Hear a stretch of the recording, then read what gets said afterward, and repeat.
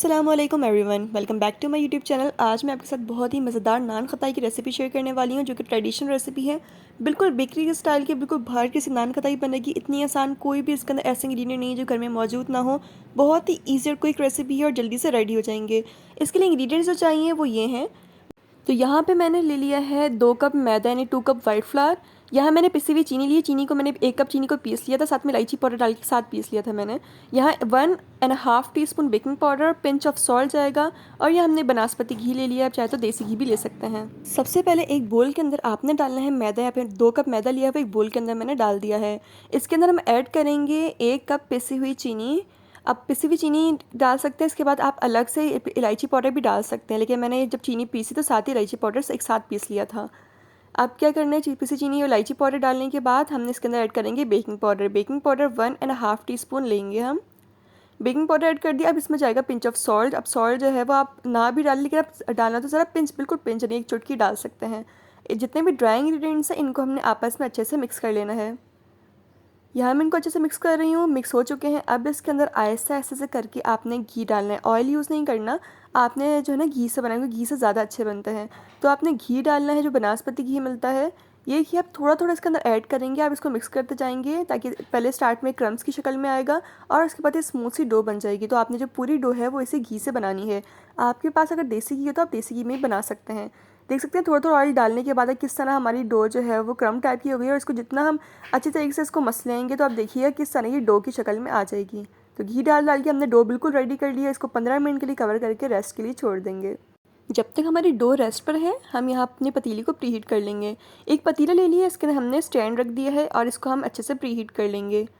तो यहाँ ये प्रीहीट हो रहा है। अब क्या करना है, यहाँ पे अपने पैन ले ली, इसमें आपने बेक करना है। इस पर थोड़ा सा ऑयल लगा के हम इसको ग्रीस कर लेंगे। यहाँ पर मैंने 1 अंडे की जर्दी ले ली और उसको अच्छे से बीट कर लिया है। इसके बाद यहाँ पर थोड़ा सा बादाम लेकर उनको अच्छे से हमने लंबा लंबा इसी से कट कर लिया। आप चाहे तो पीस से क्रश भी कर सकते हैं। ये जो है 3 चीज़ें यहाँ हमें चाहिए बेकिंग के लिए। अब यहाँ हमारे जो 15 मिनट तक सेट हो गया है, आपने इसको हाथ में पकड़ना है, मसलना है, बॉल बनाना है, पेड़े की शक्ल में लेकर इसको प्रेस करके इस तरीके से दबा देना है। देख सकते कितनी प्यारी शेप आ चुकी है। इसको जो है बारी बारी करके हम अपने जो है पैन के अंदर सेट करते जाएंगे। तो पहली बारी में जितने हमारे पैन के अंदर आएंगे उतने बॉल्स बना के इसको इसमें सेट कर देंगे, बाकी हम दूसरी शिफ्ट में करेंगे।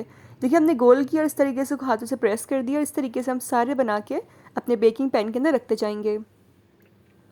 तो यहाँ हमने सारे बना लिए, जितने हमारे पैन के अंदर आ सकते थे हमने उतने बना लिए हैं पहली शिफ्ट के लिए। ये देखिए बिल्कुल इसके अंदर हमने परफेक्ट जो है इसको एडजस्ट कर लिया है। अब क्या करना है, हमने थोड़ी गैप छोड़ा ताकि बेक जब हों, जब फूलें राइस हों तो इनमें बीच में गैप होना चाहिए कि वो चिपके ना आपस में। इसके ऊपर हमने ब्रश कर देना है अंडे की जर्दी की, जो अंडे की जर्दी बीट करके रखी इसको ब्रश कर देंगे इसके ऊपर। ऊपर इसकी ब्रश करने से बड़ा प्यारा इसका जो कलर आएगा, बहुत ही खूबसूरत लगेगा इसका और बहुत ही प्यारा लुक आता है। तो हमने इसको इसके ऊपर जो है ब्रश कर देना है। अच्छा, ब्रश आपने इतना करने की ज़्यादा नीचे तक टपके ना, आपने बस इसके ऊपर हल्की सी कोटिंग हो जाए। तो इतना हमने इसके ऊपर एग जो योक है यानी अंडे की जर्दी उसको ब्रश कर देना है। उसके बाद ये हमने बादाम जो क्रश करके रखे हुए थे उनको इनके सेंटर में आप रख देंगे। आपके पास अगर पिसा हुआ खोपरा हो तो पिसा हुआ खोपरा भी सेंटर में रख सकते हैं। नहीं, गार्निश के लिए जो चीज़ आपके पास है, जो ड्राई फ्रूट हो, काजू हो, पिस्ता, तो आप वो भी रख सकते हैं इसके ऊपर, अखरोट भी रख सकते हैं। तो यहाँ भी बादाम थे, बादाम से गार्निश कर देंगे और ये बेकिंग के लिए रेडी हो चुके हैं। पतीली प्री हीट हो चुकी है हमारी। उसके अंदर हम बड़ी एहतियात से अपने हाथों को संभाल के इसके अंदर रख देंगे और इसके बाद हम इसको कवर कर देंगे। कवर करके 1 मिनट तक मैं हाई फ्लेम करूँगी और 1 मिनट के बाद मैं बिल्कुल हल्की आंच पे 20 से 25 मिनट के लिए बेक कर लूँगी। अब देख सकते हैं बेक हो चुके हैं, बहुत ही प्यारे फूल चुके। देखिए हमने गैप बीच में रखा था, गैप ख़त्म हो चुका है और राइस हो चुके हैं। बहुत ही प्यारा कलर आ चुका है, ऊपर का कलर भी बहुत प्यारा आ गया है। तो ये बड़े प्यारे बेक हो चुके हैं। अब आपने 2 मिनट के लिए इसको रहने देना है इसी के अंदर। उसके बाद आपने इसको अपने सर्विंग डिश में निकालना है। एकदम से निकालने से वो थोड़े नरम होते हैं, टूट जाते हैं, इनको थोड़ा सेट होने में टाइम लगता है। तो 2 मिनट बाद हमने इसको अपने डिश के अंदर सर्व कर लिया है।